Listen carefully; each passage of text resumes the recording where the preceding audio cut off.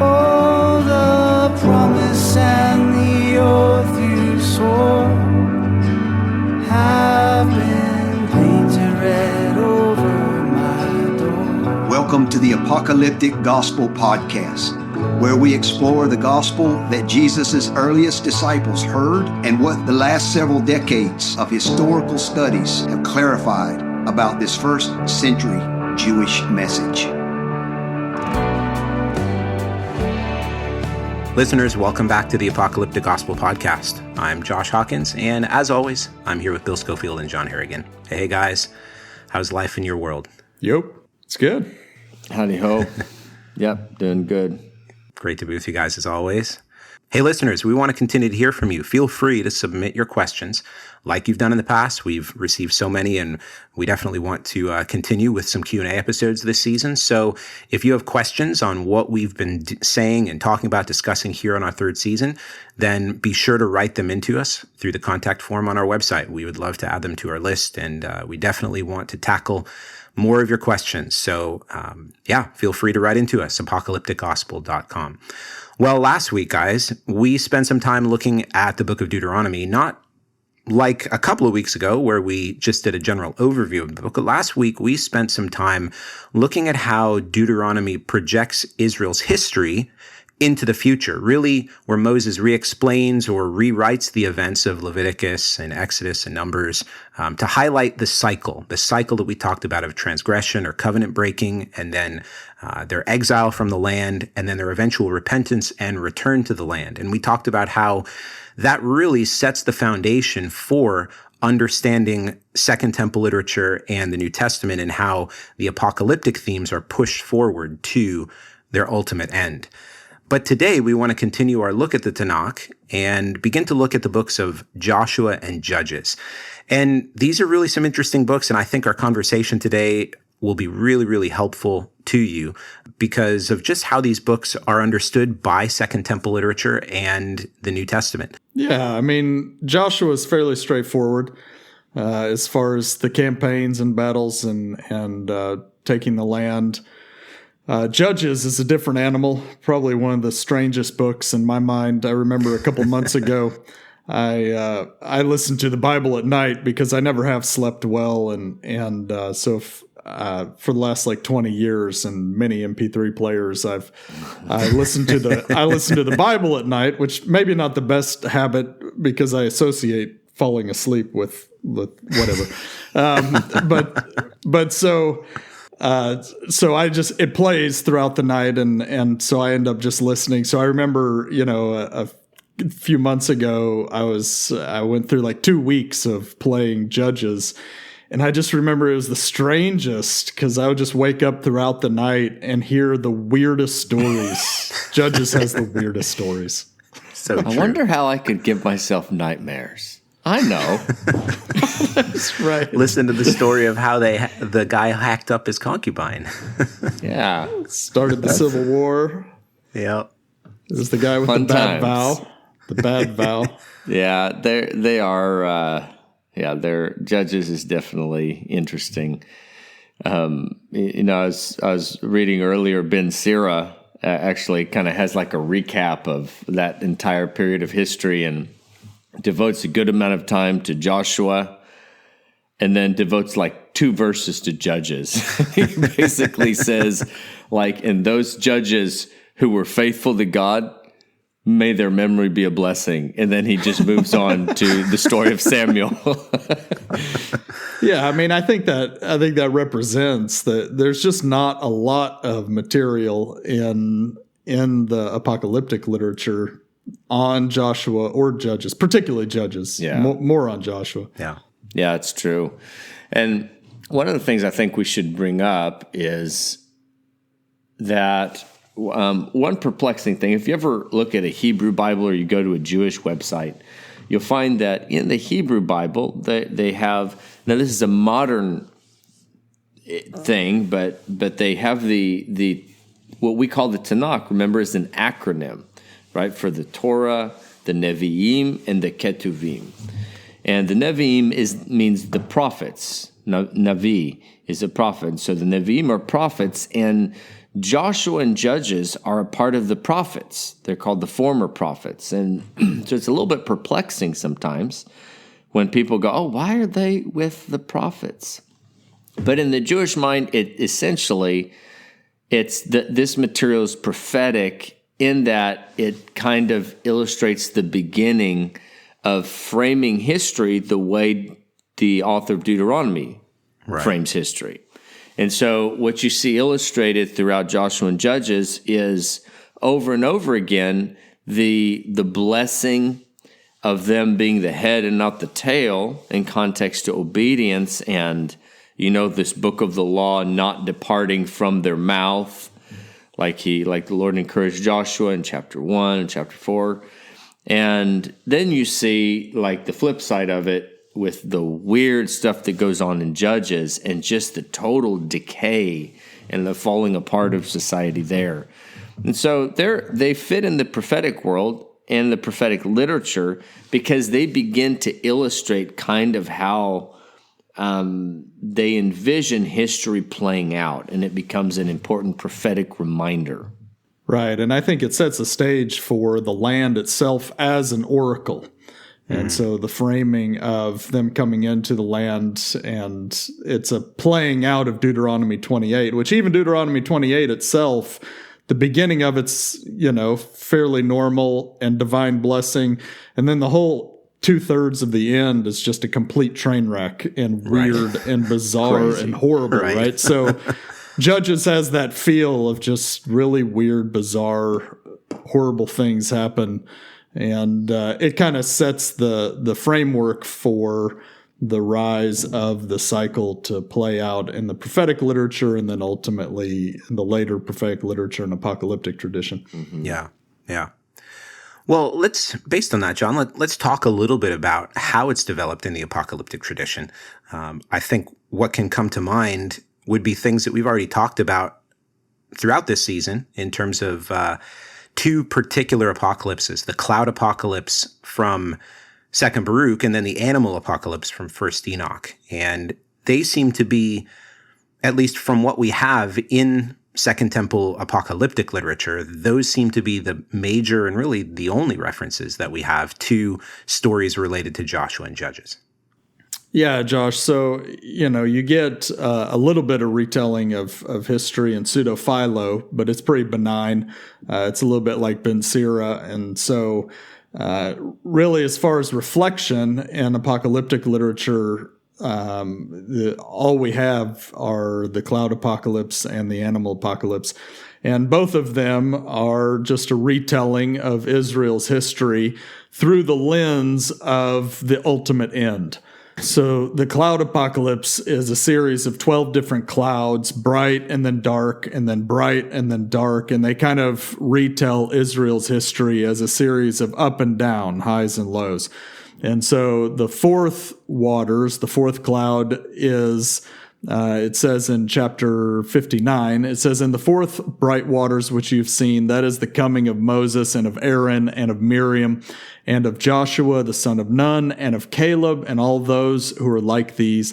For at that time the lamp of the eternal law, which exists forever and ever illuminated all those who sat in darkness, this lamp will announce to those all who believe the promise of their reward, and to those who deny the punishment of the fire which is kept for them. And then the rest of the chapter goes on to describe the things revealed to Moses, which is, the day of judgment, the resurrection of the dead, the age to come, the paradise to come, etc. So it takes Moses and Joshua and kind of extends it to the ultimate end.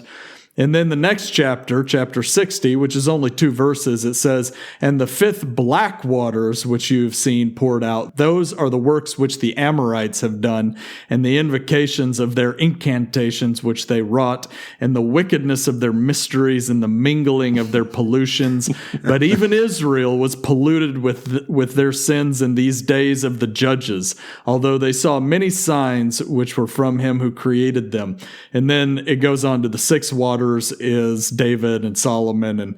And so it gives a pretty short synopsis of Judges in context to the glory that was revealed during Moses and Joshua. The animal apocalypse in 1st Enoch is kind of similar the same way, where it's just a summary of Israel's history, but it's not really projected as ups and downs. It's projected as different animals. And I won't go into the complexities of it, but during this period of Joshua and Judges, it's projected as Israel is our sheep that are led by the kind of the main sheep that they all look up to, which is Moses. And then Moses ends up dying. And so it picks up in chapter 89, verse 39. It says, "And I kept looking till they, the sheep, they quieted down from crying for that sheep." When Moses died, they were crying. And it says, "And they crossed the stream of water," meaning the Jordan, "and all of the sheep stopped. Those who were leading them made agreements with those whom they found, and they led them.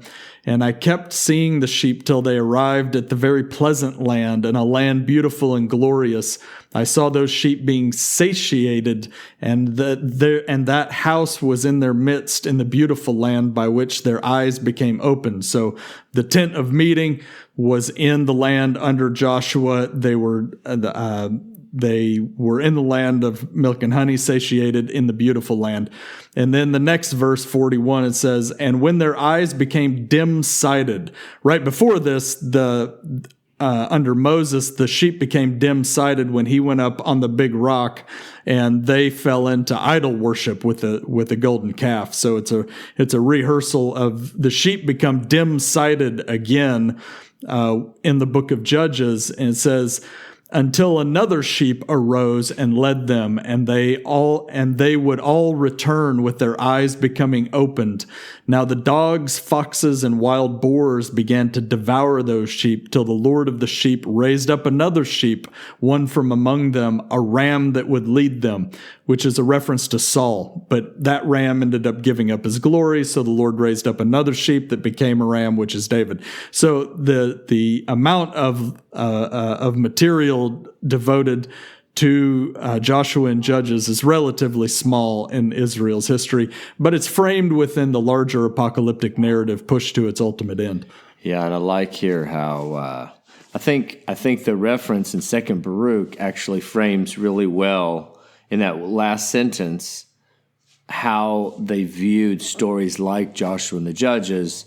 "And this lamp will announce to those who believe the promise of their reward, and to those who deny the punishment of the fire which is kept for them." So they're seen basically within the larger world of being a testimony about these apocalyptic themes that are become so important to this worldview. And so Joshua, the stories of Moses and Aaron and Joshua kind of flow together as a larger testimony, again, to those who believe the promise of their reward and to those who deny the punishment of fire that awaits them. Yeah. Yeah, well, and this is exactly what we see when we come to the New Testament in terms of the limited number of references that we see, let's say, for example, in the book of Acts, related to the period of Joshua and the Judges. And it's very similar to like what we saw in the cloud apocalypse, for instance, in Acts 7, where Stephen is telling the story of what happened with Israel in the wilderness and talked about the tent of meeting. This is Acts 7, 44 and 45. He said, verse 45, "Our fathers in turn brought the tent of meeting with Joshua when they dispossessed the nations that God drove out before our fathers. And so it was until the days of David." Same thing with Paul in Acts 13, where he's standing in the synagogue and he stands up and he says, after destroying 7 nations in the land of Canaan, he gave them their land as an inheritance. And all this took about 450 years. And then he gave them judges until Samuel the prophet. That's Acts 13, verses 19 and 20. And the whole point of that is to do exactly what the apocalyptic literature is doing, is to reframe and to retell Israel's history, projecting it forward and understanding it apocalyptically in terms of the cycle and how the cycle is going to play out in terms of the covenant. Yeah, and the reality is that it doesn't get mentioned much because there's just not a lot of material to work with. That's the blunt fact of it, is that there's not a lot there because it doesn't fit real well within the apocalyptic narrative. Yeah. Yeah, guys, it's good.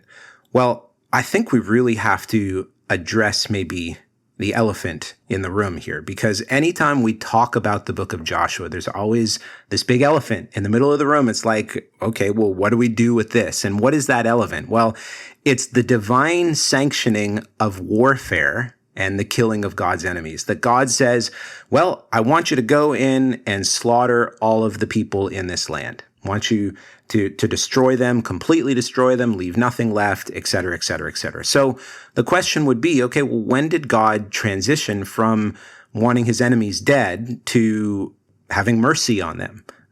And I think this is the elephant that we want to spend some time addressing. Yeah, it's definitely an issue. Anybody in the missions world also knows that many times in tribal contexts, missionaries will not translate the Old Testament until some time has passed after the New Testament has been indoctrinated, because there's examples of tribal societies taking the Old Testament, particularly Joshua, and applying it directly, and it's spurring on, warfare and violence in a tribal kind of context. And so it's definitely an issue. Yeah, that makes sense. I may a time or two have heard citations from Joshua about everywhere you put the sole of your feet, taken out of context from time to time. Yeah, and I think definitely throughout church history, it's been applied in different ways, whether directly or indirectly in Christendom. So, Take the land. Take the land. Yep. And, I think what we really need to address about the subject is it's true that there's a lot of awkwardness involved with it. And even if it is a one-time divine sanctioning and not essentially how God is saying he is and the way he wants them to function, because that clearly isn't the place throughout the rest of the Tanakh, you still kind of have to address that season and kind of how to interpret it moving forward. And I think really that is one of the big contributions that the different apocalyptic writers had, is that they were basically, their contemporaries were wrestling with a lot of these thoughts. So whether it be from like the Maccabean period or a little bit further on with the desecration of the temple under Pompey, you had basically a bunch of Jewish leaders and thinkers and religious leaders trying to evaluate how is it that they actually should act. Not just pragmatically, but how should they act before God? And what honors God in the situation? And so as a tradition progresses, different themes of human sin and divine judgment, kind of how the framework from Deuteronomy that we talked about last week, and how all these things are working right there, and ultimately they kind of get framed and pushed out into the future, like we've said so many times before. But really, they develop around a lot of these themes that we're talking about, relating to warfare and how to deal with our enemies and how God is dealing with our enemies. And so this is actually more than just a side issue. I think this is actually a really important point to bring up in terms of how we think about apocalypticism or how we think about the tradition of the New Testament. Yeah, Bill, I think that's really, really important to see. And as we're going to see, the apocalyptic tradition really begins to downplay the role of human beings in the restoration of creation and the bringing of the redemption and these kinds of ideas, really downplays and minimizing synergy and the synergistic assumptions of, well, this is with the partnership of God and man together. And as we'll begin to see, even through the prophetic period, and as you mentioned before, into the Maccabean period, we'll take a quick look here at 1st and 2nd Maccabees and mention it briefly, really downplaying the role of humans and causing the hand of God and that which alone God does to be seen and exalted and esteemed. We see this primarily throughout the apocalyptic tradition. Yeah, I think an example of this in the prophetic tradition is like in Isaiah 62 and 63. The end of Isaiah 62, behold, the Lord has proclaimed the end of the earth. Say to the daughter of Zion, behold, your salvation comes. Behold, his reward is with him, his recompense before him. And then it goes into Isaiah 63, which is very, messianic. And who is this who comes from Edom in crimson garments from Basra? He who is splendid in his apparel, marching in the greatness of his strength. His apparel is splattered red. And he says, I have trodden the winepress alone from the peoples. No one was with me. I trod them in my anger and trampled them in my wrath. Their lifeblood is splattered on me, for the day of vengeance was in my heart. The year of redemption had come. I looked, but there was no one to help. I was appalled, but there was no one to uphold. So my own arm brought me salvation, and my wrath upheld me. I trampled down the peoples in my anger and made them drunk in my wrath and poured out their lifeblood on the earth. So there's, and a picture that there was no one that with the Lord, the Messiah, as he extended his scepter on the day of wrath. And so progressively, and you get this picture, for example, in Zechariah 14, where you have all the nations gathering together against Jerusalem to battle, and the city is taken and plundered, the women are raped, half the city goes into exile, the rest are cut off. Then the Lord goes out and fights against those nations as he fights on the day of battle, and he comes with all of his holy ones, and it's a unique day without heat or cold, a day when the Lord is king over all the earth. And so you get kind of the pushing forward of things to their ultimate end, and in that apocalypticizing, human beings play a much smaller role, to the point of almost no role. There's no one to help, and God alone comes and radically reverses things suddenly. Yeah, that's good. And I like the way you framed that at the end, and that Isaiah 63 passage kind of just spells it out really plainly.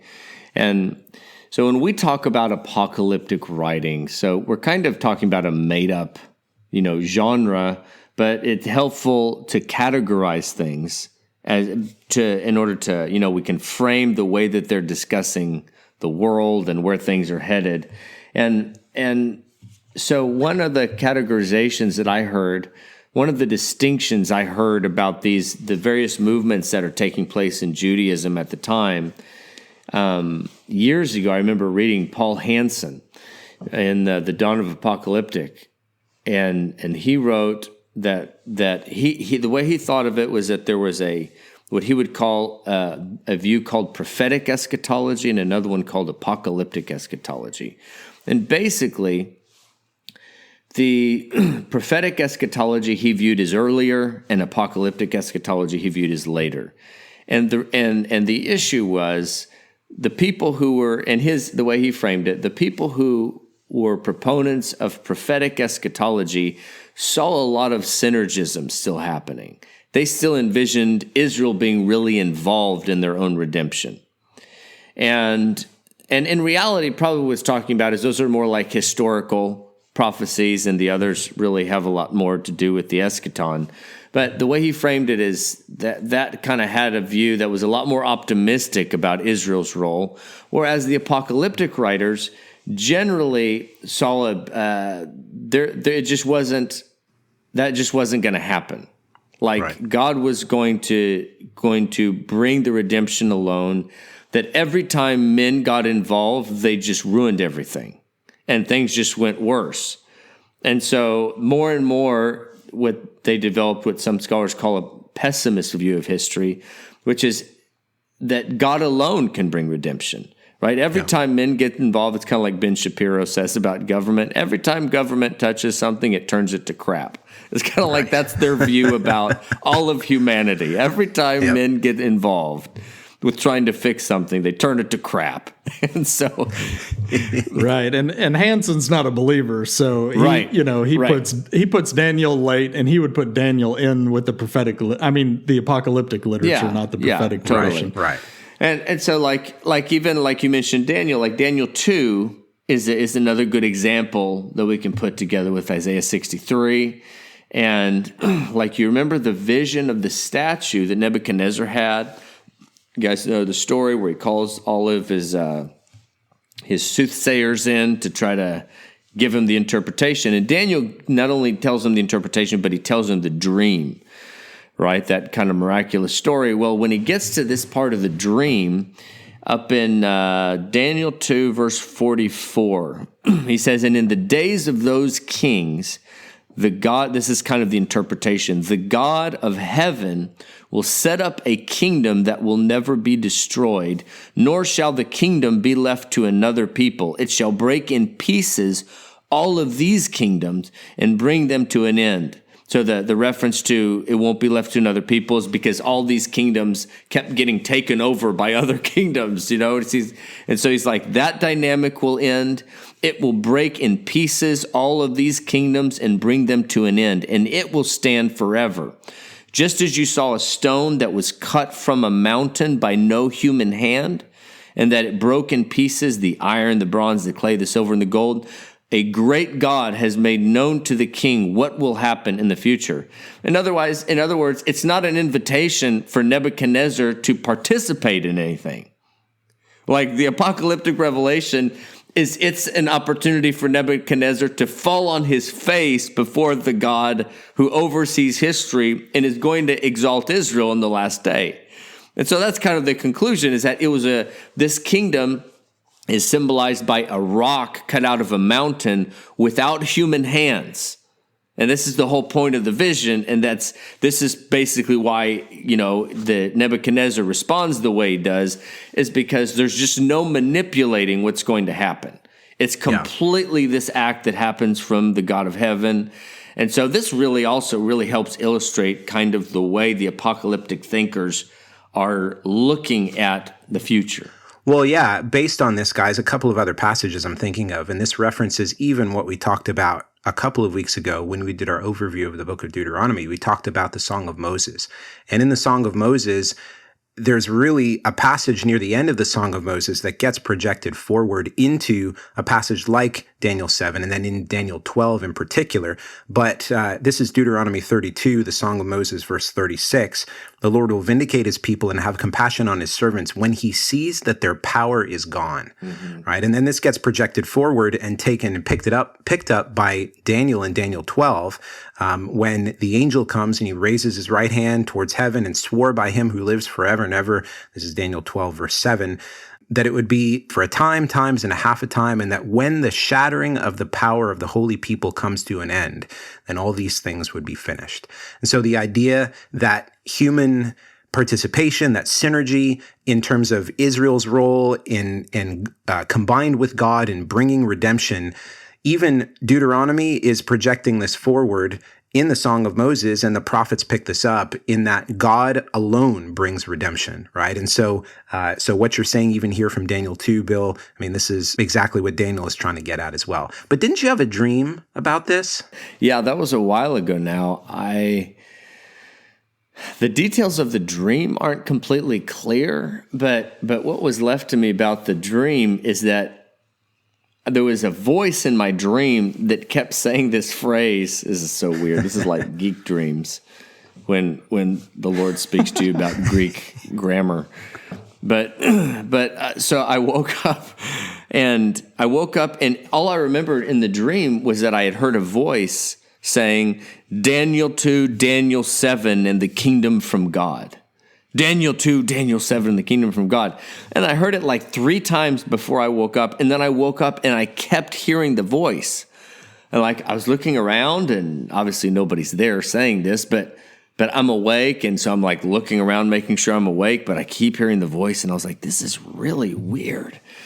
And so anyways, that said, I think combining, what you just read from Daniel 7 and what I had just read earlier in Daniel 2, I think the takeaway from the dream was essentially that the idea of the kingdom from God is that the Greek genitive, translated in the New Testament, the kingdom of God, doesn't necessarily imply like it's a possessive, like it's God's kingdom. Like the genitive can also be a genitive of source, which basically would say it's a kingdom from God. And so I woke up and I ended up emailing a couple, Greek seminary professors that I'd interacted with, and they were both like, yeah, actually, that could totally be the case. That's I didn't tell them where I got the idea, but especially since one of them teaches at John MacArthur Seminary. So anyways, it just kind of illustrated to me that at least the possibility, and I actually think it might actually be the case, that behind that phrase, the kingdom of God, because one of the things you need to do when studying the Gospels to understand it, in my opinion, was explain why Matthew uses the kingdom of heaven and why it's clearly a synonym. Like right in the parallels, kingdom of God and kingdom of heaven are not like two different things. They're parallels. They mean the same thing. And yet, if you grew up hearing, well, it's because he was sensitive to the Jews about using the name of God. But of course he uses God, the word God, like 100 other times in the book. So it very likely is because, and I actually found somebody who wrote a dissertation on this, is that there was a tradition that developed from Daniel 2 where it uses the phrase, the God of heaven will establish a kingdom. And so the point is that it's both the kingdom from God and the kingdom from heaven that was probably being referenced with the phrase in probably Daniel 2 and parts of Daniel 7. So anyways, that's whatever the dream is worth. It just helped me a little bit back then. For sure. Yeah, and I think, the takeaway from that is that the kingdom of God is progressively viewed as something that is sourced from God. That human beings don't set up that kingdom. God alone sets up that kingdom, which is kind of in contrast to Joshua. And, exactly. What you get, like you said, Josh, in Daniel 7 and Daniel 12, you get this idea of martyrdom, which is the opposite of the book of Joshua. You get this idea of martyrdom that is played out and kind of highlighted and magnified in a way.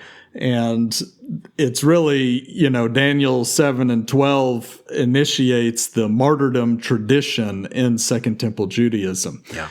And so this martyrdom tradition, in contrast to the book of Joshua, starts to really develop in late Second Temple Judaism. And then, of course, we see it in the New Testament as well. Yeah. Yeah. So how, if martyrdom is not an option in the book of Joshua, then how do you go from divine judgment being enacted on the nations in the land of Canaan through the people of Israel in the book of Joshua to where it is in Daniel 7 and Daniel 12 and the shattering of the people of the holy people and the wearing down of the saints? Where can we see that transition? Yeah, I mean, it's hard to say there's a firm transition because Judaism still remains so diverse all the way up till the time of Jesus. And so there's clearly tension all throughout Second Temple Judaism on subjects like that, which is why you have, the Jesus movement and the Zealotry movement in AD 70, both at their height, and at least in the land of Israel. Yeah. And so there's contrasting ideas. One of the things I think is interesting is how both of them, so like the Zealot movement essentially traces their origins back to the Maccabee story, right? Because of Maccabees or Mattathias, I think his name is Mattathias Maccabees, who essentially starts the movement by telling everybody, all who are zealous for God and for the law, join me out in the wilderness to form this movement. And so that the zealot from the Zealotry movement actually comes from those who are zealous for the law, according to that phrase that he used. And so I heard a scholar say one time that the first and second Maccabees, number one, they tell the same story. It's both the story of the deliverance, the miraculous deliverance of Israel during that time, but the hero of first Maccabees is actually the Maccabeans. It's the Hasmonean dynasty, or the beginnings of it there. So Judah Maccabees and his siblings, and the little band of misfits that overthrows the Ptolemaic Empire. So those are the heroes. But when you get to the telling in 2nd Maccabees, actually God is the hero. And God has a huge role. And even if there is warfare involved, it's actually like, if you get to, there's kind of an interruption in the storyline. There's all the calamities that are taking place. Then you have 6 and 7 are kind of an interruption. And it basically lays out the martyrdom of Eleazar the priest and the martyrdom of the 7 brothers. And when you get to 7-8, actually there's like this movement that starts of people crying out to God and humbling themselves before God. And God responds and actually sets these things in motions that ultimately lead to the deliverance. But what is essentially glorified in 2nd Maccabees, what turns the table is not just the courage of Judah Maccabees and his siblings.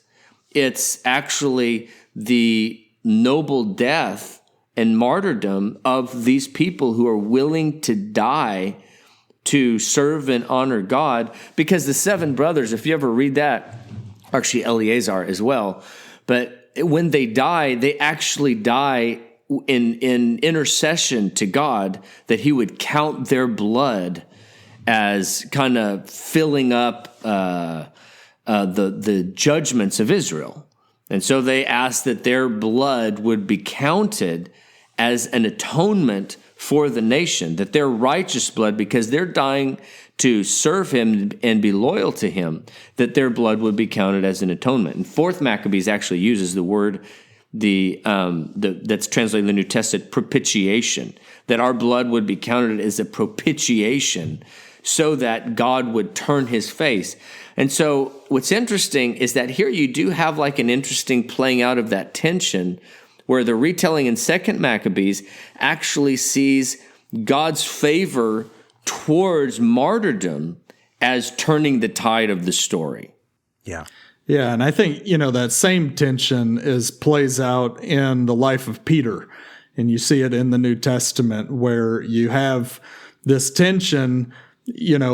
What carries over from the book of Joshua is the command to be strong and courageous, right? I think you get that like 5 times. Yeah. That's the most repeated divine command in Joshua, be strong and courageous. But as the apocalyptic narrative begins to take shape in the late prophetic literature, being strong and courageous takes on a different form, and ultimately takes on the form of martyrdom rather than taking up arms. And you see this, like you're saying, in Maccabees plays out, but it plays out in Peter also.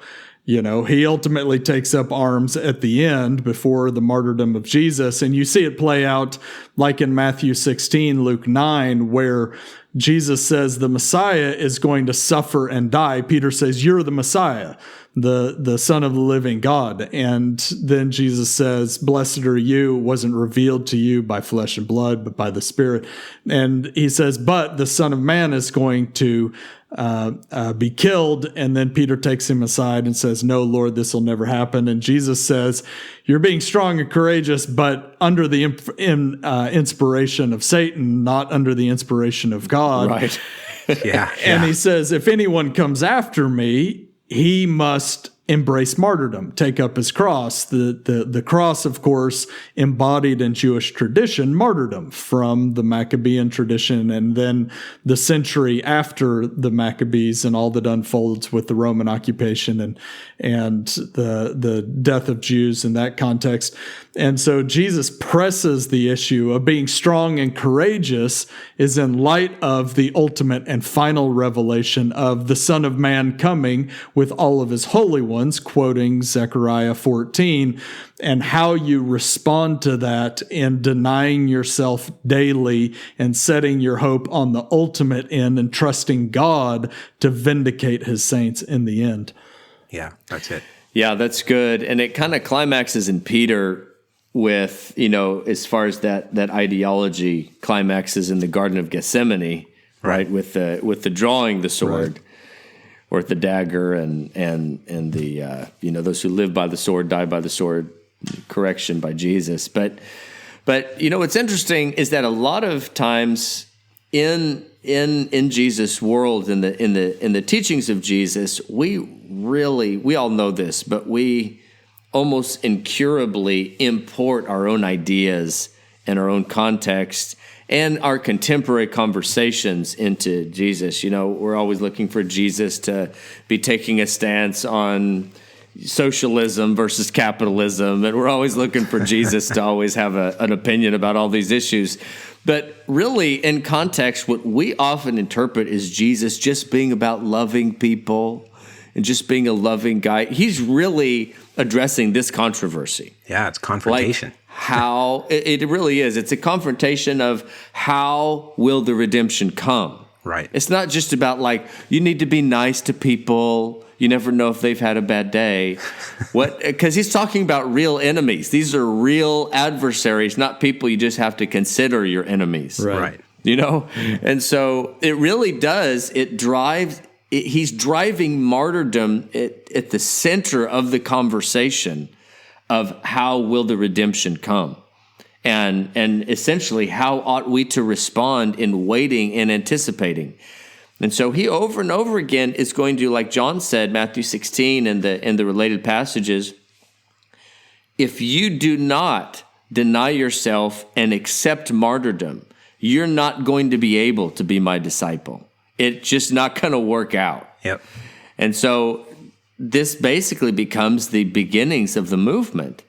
And so...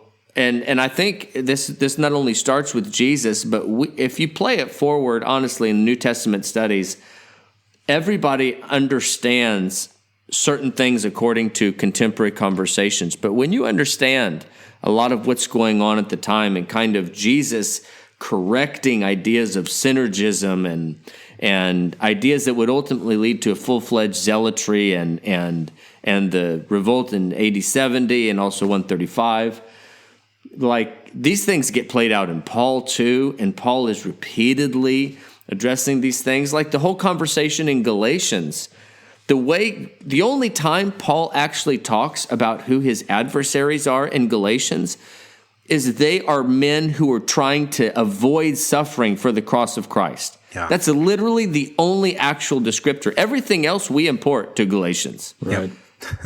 So he brings up issues like side issues, but the only time he says what characterizes these guys is they're trying to avoid suffering for the cross of Christ, and that's why they're asking you to be circumcised. They have no concern for the Torah itself, but I will never live except for by embracing the cross, is what Paul concludes there in the book of Galatians. But because we start with Jesus with a totally different conversation, we end up with a Paul with a totally different conversation. Yeah, I think another, if you're talking about Judaism after the New Testament and the development of rabbinic Judaism, synergism kind of comes, the tension that we're talking about around synergism, which ultimately, developing out of the book of Joshua, comes to a climax with the Bar Kokhba rebellion. And after Rabbi Akiba and the revelation supposedly given to him, it was kind of, that was the disposing of that tension. And early rabbinic Judaism, of course, chose the house of Hillel and much more the side of God and shunning the synergistic reality. And of course, that held true throughout rabbinic history, and Orthodox Judaism was always, opposed to Zionism until history pressed its thumb and, we're stuck with the Holocaust. And then you have this strange rebirth of the synergistic mentality with Messianic Zionism or the settler movement. All that's just a big mess and totally complicated and beyond our ability to explain or judge or talk about. But it is definitely, the dynamics that go into, Messianic Zionism takes Joshua as its normative kind of lead for what's happening in the settler movement.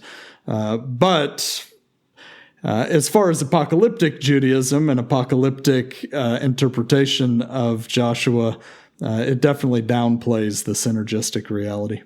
Yeah, well, I mean, just think of the teachings of Jesus, right? Things that he says in the Sermon on the Mount. I mean, crazy stuff that seems so offensive, even to the modern hearer, even to us. You know, if you're taking a court, well, yeah, give more than what you're sued for.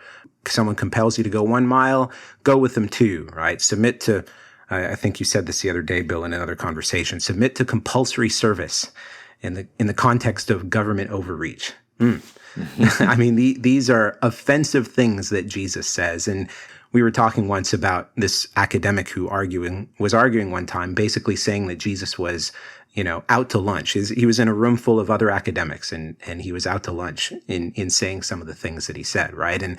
And he said something basically like, can you actually imagine anyone thinking when Jesus said these things that anyone would actually obey these things? Because you don't get a religion who takes over the world with the things that Jesus says, right? You get something that's always weak. And strangely enough, I think the academic kind of gets it, right? Yeah. Even though it was a critique, but this is the whole point, right? This is the whole point. Yeah, and the particularly the sayings like you're saying about turning the other cheek, and the martyrdom sayings kind of climaxing with the Olivet discourse in his ministry, and him saying, how is the end of the age going to be ushered in? And Jesus says it's going to be ushered in with martyrdom, the martyrdom of the saints. It's not going to be ushered in with false prophets out in the wilderness or in the inner courts saying, here he is or there he is, gathering together a zealot movement that synergistically, overthrows the enemies of God and ushers in the day of God, but rather it is ushered in by the Antichrist, by all the nations coming against you, by persecution, and this declaration of the coming kingdom, the judgment and the resurrection being made known to all the persecuting nations. So, I think in that context, Jesus kind of pushes things to their ultimate apocalyptic end in the Olivet Discourse, that it is God alone who ushers it in like lightning from the east to the west. And our role is to be strong, courageous, embrace martyrdom to the end. And those are the ones that will be saved and honored and glorified in the age to come. Yeah, John. And I think this is exactly what we see throughout the book of Revelation, particularly in a passage like Revelation 7. And maybe we could even say this is perhaps the ultimate lens of interpreting the book of Joshua. So in Revelation 7, starting at verse 9, John sees a great multitude of people from every nation and tribe and language, and they're all crying out, salvation belongs to our God who sits on the throne and to the Lamb. And as we've been saying throughout this episode, synergism is minimized in the apocalyptic tradition. So this multitude here isn't crying out, salvation happened because we merited it, or we partnered with you to make it happen. And so this continues in verse 13. Then one of the elders addressed me, saying, who are these clothed in white robes, and from where have they come? I said to him, sir, you know. And he said to me, these are the ones coming out of the great tribulation. They've washed their robes and made them white in the blood of the Lamb. And then that's verses 13 and 14. And it goes on to say that they're going to serve him day and night in his temple. They're no longer going to hunger or thirst, and God's going to wipe away every tear from their eyes. So, in other words, they're going to inherit the kingdom and the resurrection in the world to come. And of course, this comes right on the heels of Revelation chapter 5, verse 9, in the fifth seal. And that's where we see martyrdom at its height, where we see souls under the altar in heaven who had been slain for the word of God and for the witness that they had borne. And they were each given a white robe and told to rest until the number of their fellow servants and their brothers should be complete, who were to be killed as they themselves had been. And so the culmination of this age, as you said, John, is characterized by a people who embrace martyrdom to the end and then are saved and glorified in the age to come. Well, John and Bill, great to be with you guys again today. I think this is a really important episode where we work through some significant details on how Joshua and Judges are understood in Israel's story generally in a similar way as the prophets, and how the end of the age is going to play out and be characterized by global martyrdom and imitation of the Messiah himself in anticipation of the resurrection of the kingdom. And so, listeners, we hope this has been encouraging to you. And again, we would love to hear from you as we gather questions for our next Q&A episode and future ones as well. So write them to us in the contact form on our website, apocalypticgospel.com. And while we may not respond via email to every single question you receive, we're going to try to answer as many as we can on our dedicated Q&A episodes. Well, next week should be fun, guys, as we dive into 1st and 2nd Samuel. So listeners, we hope you join us again then. Until then, God bless and Maranatha. Maranatha. Maranatha. Thanks for listening to the Apocalyptic Gospel Podcast. For more, visit us on our website at apocalypticgospel.com and follow us on Twitter at Apocalyptic Gospel.